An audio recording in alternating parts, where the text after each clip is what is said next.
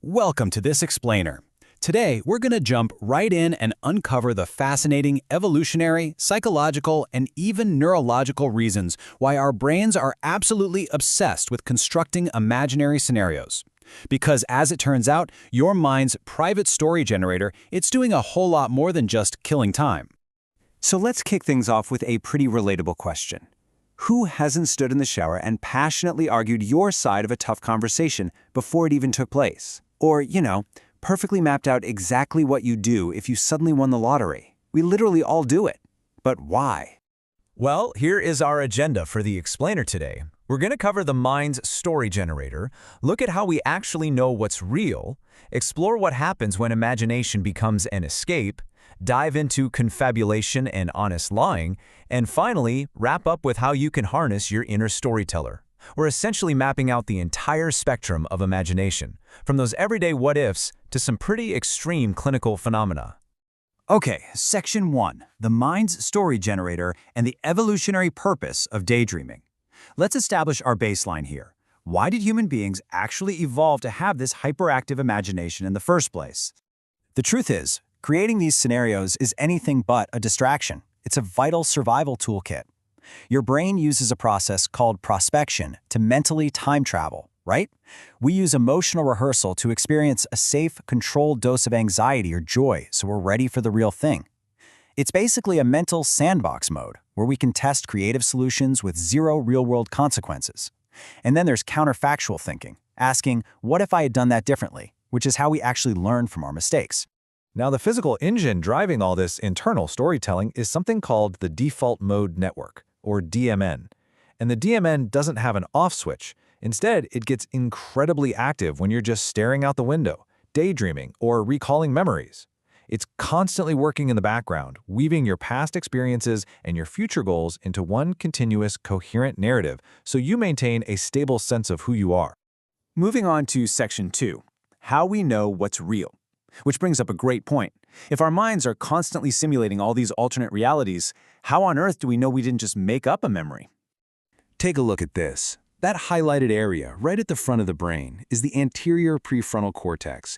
It's exceptionally developed in humans, and it essentially acts as a gatekeeper. It's the specific region responsible for reality monitoring, meaning its whole job is distinguishing internally generated thoughts from things that actually happened out there in the real world. According to what neuroscientists call the source monitoring framework, your memories don't come neatly labeled with a certified real or totally fake sticker. Instead, your brain has to play detective based on the features. If a memory is super rich in visual and perceptual detail, your brain decides, okay, yeah, that probably happened. But if it's mostly made up of your own internal train of thought, your brain flags it as imagined. But here's the wild part. Not everyone's brain does this flawlessly. Even among totally healthy individuals, there are natural variations in brain structures, like this fold near the front called the paracingulate sulcus. Research shows that adults who naturally lack a prominent fold right here actually perform significantly worse at telling the difference between real and imagined events. Literally, your very brain structure dictates how well you monitor reality. Which brings us to Section 3, when imagination becomes escape. We've got this incredible, powerful storytelling machine in our heads, but what happens when that imagination is pushed to the absolute extreme, especially by something like trauma? Well, back in 2002, a researcher named Eli Sommer identified a condition he called maladaptive daydreaming. And for folks dealing with this, fantasy is no longer just mental rehearsal. It morphs into this overwhelming compulsion that can actually replace real human interaction and severely interfere with their daily life. Because maladaptive daydreaming isn't just harmless mind-wandering. Look at this breakdown. A whopping 87% of patients report using this excessive fantasy specifically as a tool to regulate difficult emotions. And sadly, this very often stems from childhood abuse or neglect. A child who can't physically escape a traumatic environment uses their naturally vivid imagination to construct a whole alternate world where they are in control, where they're loved, and where they're safe. And to add to that, almost 70%, 69% to be precise, use their daydreams as a deliberate distraction from painful memories. They're retreating into an idealized internal world to use it as a shield.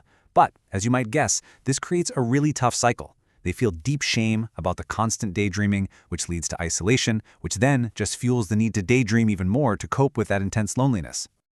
Let's shift gears to Section 4, Confabulation and Honest Line.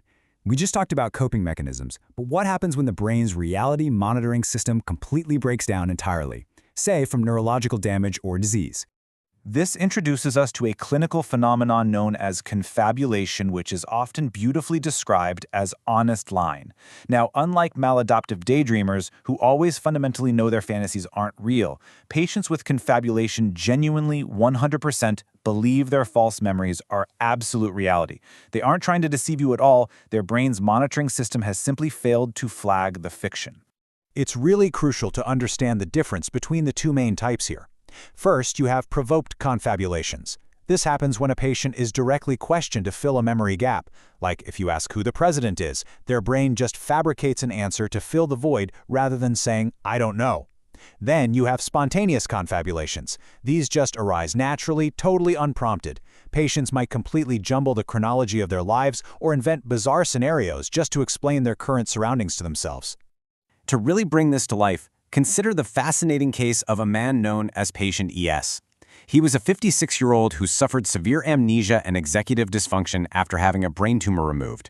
And he would just constantly interrupt normal conversations with these completely unprovoked, bizarre realities.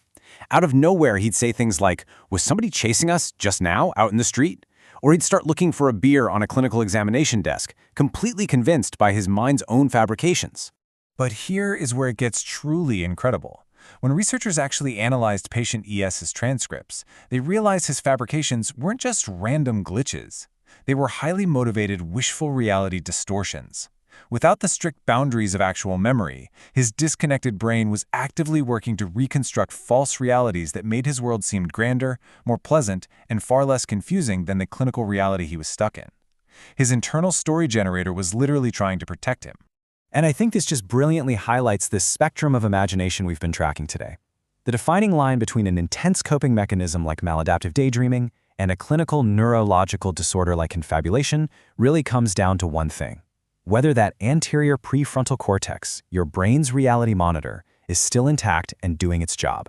Finally, Section 5, Harnessing Your Inner Storyteller. Taking control of your internal narrative. Because let's face it, whether we like it or not, our brains are going to keep generating these scenarios. So how can we use this science to our advantage every day?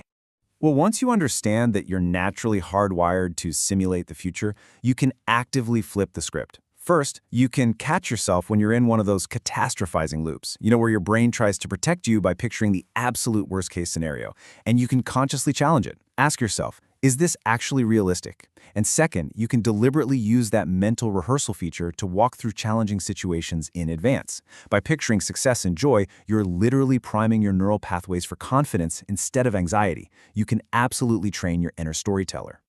I want to leave you with this final, provocative thought. Your brain is a powerhouse narrative engine.